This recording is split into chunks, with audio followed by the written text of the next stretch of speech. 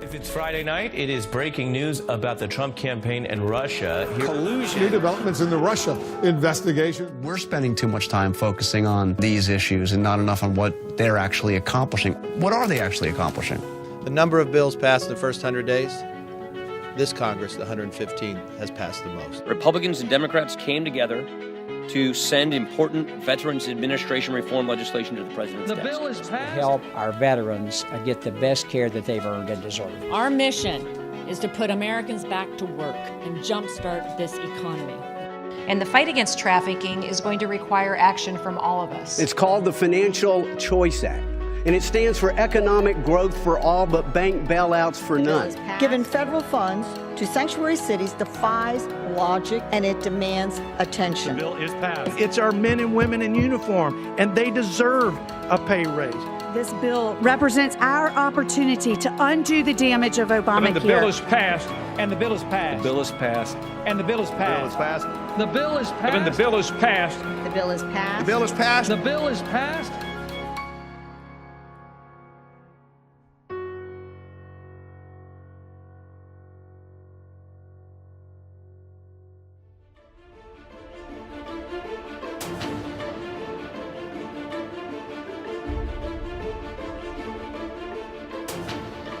Hello everyone, welcome back to another episode of the Let's Talk Headlines series. I'm your host Jay, and this is The Objective. I want to thank you so much for tuning in to the 41st episode of the Let's Talk Headlines series. Not only am I thankful to have you here, I consider myself honored to have your ear for but a moment.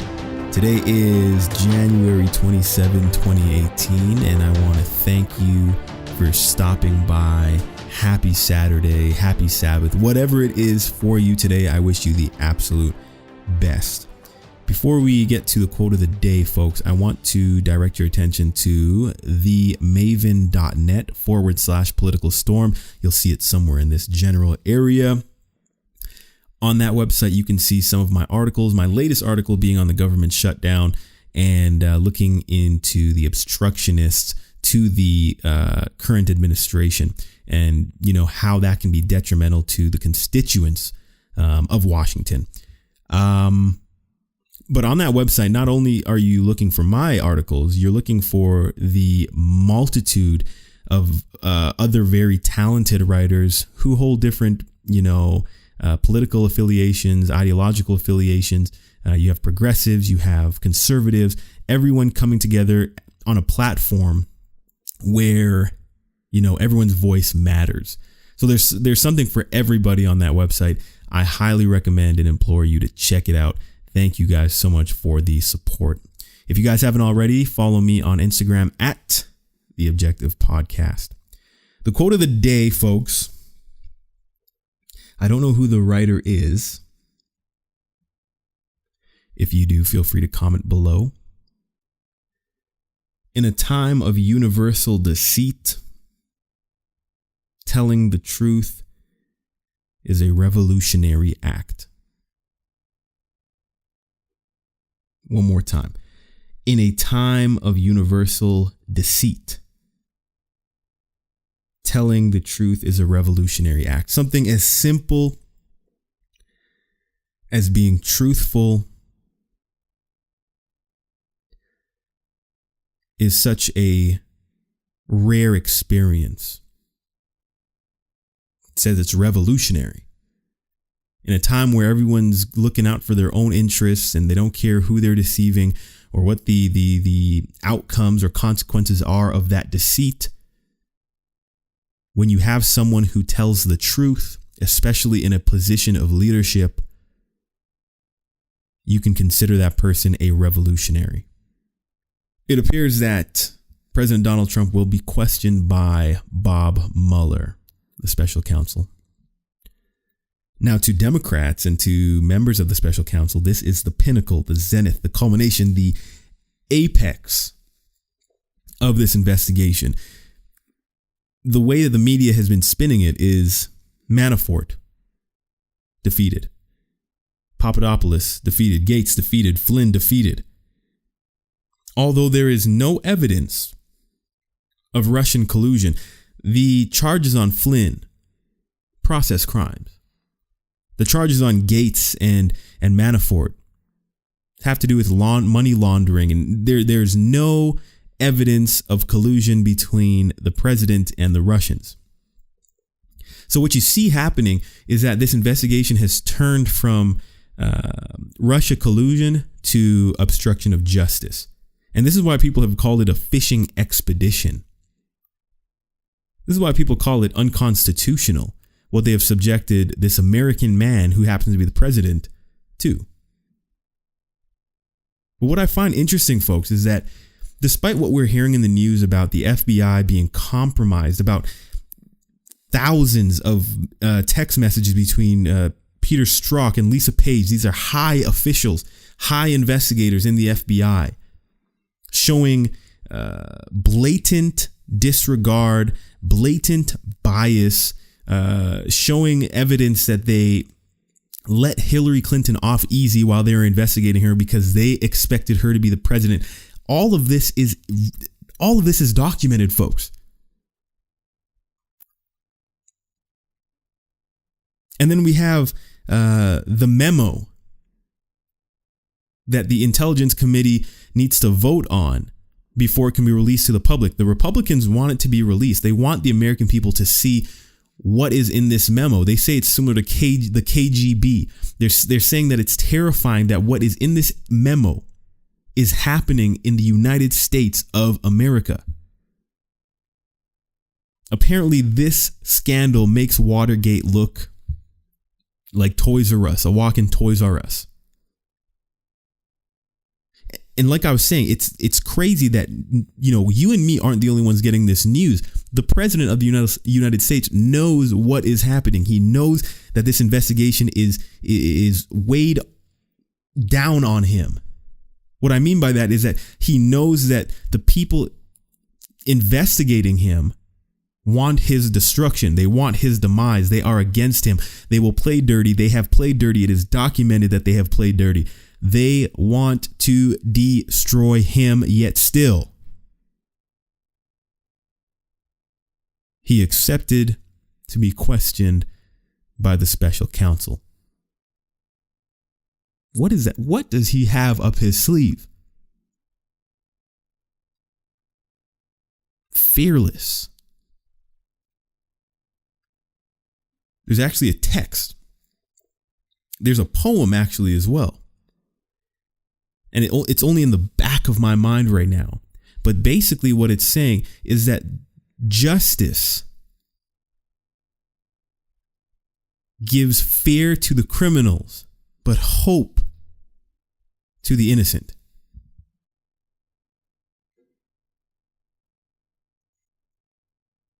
President Trump does not seem fearful.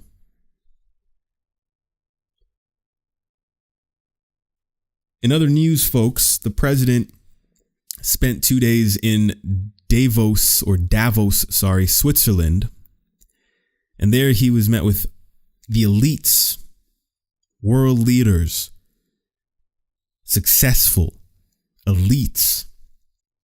And the mainstream media, they were very concerned that the president will go there and be the laughing stock. He would go there, he'd be disrespected. He would go there and he would be an embarrassment.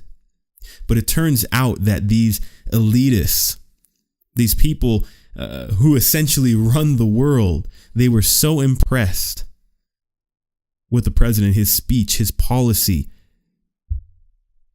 And there was a dichotomy between the way that he is presented by the media and the experience that the experience that people have when they're actually around him in his presence, hearing him speak, his energy.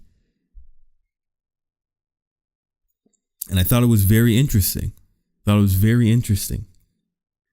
just going to change gears here for a second. The last thing I want to talk to you about, folks, I could not do this episode without bringing this up. Okay, it's an understatement to say that the institution of marriage between man and woman is under attack. The whole till death do us part, for better or for worse, sickness or in health. That whole thing is being undermined. It's being circumvented. It's being marginalized. It is under direct attack from this culture, from society. And I was reading, I was directed to an article on CNN. The article starts like this: cuckolding can be positive for some couples, studies say. What? Okay, first of all, for those of you that don't know what cuckolding is, now, if there are kids in the room, maybe you should just pause this for later. You just take a sip of this tea. Cuckolding, it's basically when a man finds pleasure in observing and permitting his wife to sleep with another man. This is where the whole term cuck comes from. You call someone a cuck who is basically not a patriot, someone who doesn't mind allowing his country to suffer while the world prevails. A cuck is someone who is spineless, a beta male, soy boy, whatever you want to call them. Okay, that's what a cuck is. Or sorry, that's what, the word cuck is referred to in the political realm, I guess you can say.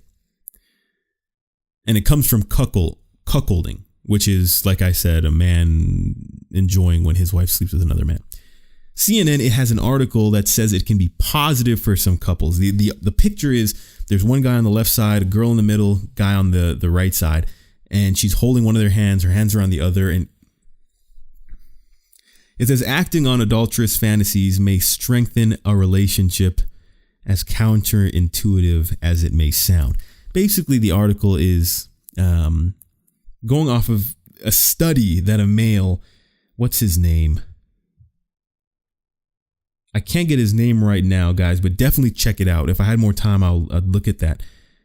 But basically, there was a study where I guess there was polling done, thousands of Americans who state that they do have fantasies about having their partner with someone else. Folks, this is so disgusting, and it's being pushed and disseminated on a mainstream media news station. This is news. This is under the health tab in CNN. I'm so confused. Are we in upside down world? Are we in, like Stranger Things? Are we in the upside down? There's a text. I believe it's in Isaiah. And I don't have it verbatim, but basically what it's saying is that there will be a time when people take what is evil and they will call it good. They will take what is good and they will call it evil. They will take what is bitter and call it sweet, and take what is sweet and call it bitter. If this is not that time that the Bible was talking about, folks, I don't know when that time is coming.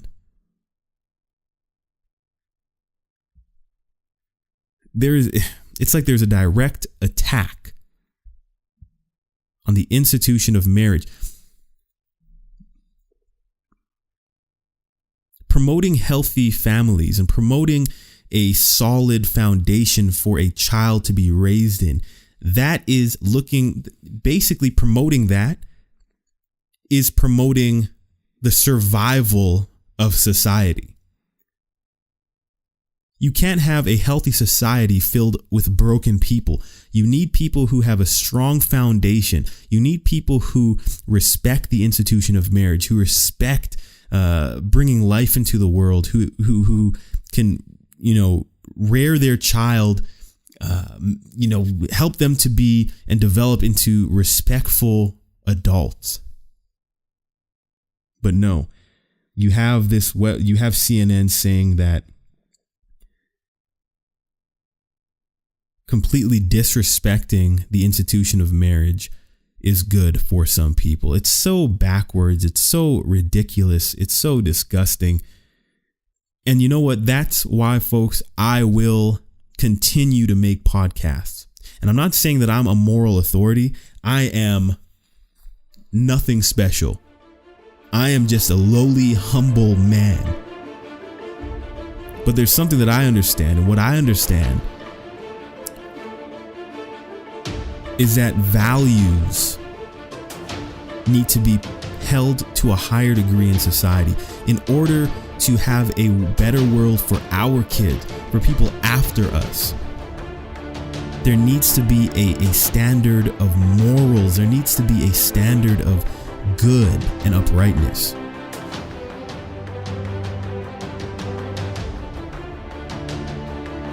That's all the time we have for today, folks. Make it your objective to be objective. Have a good night.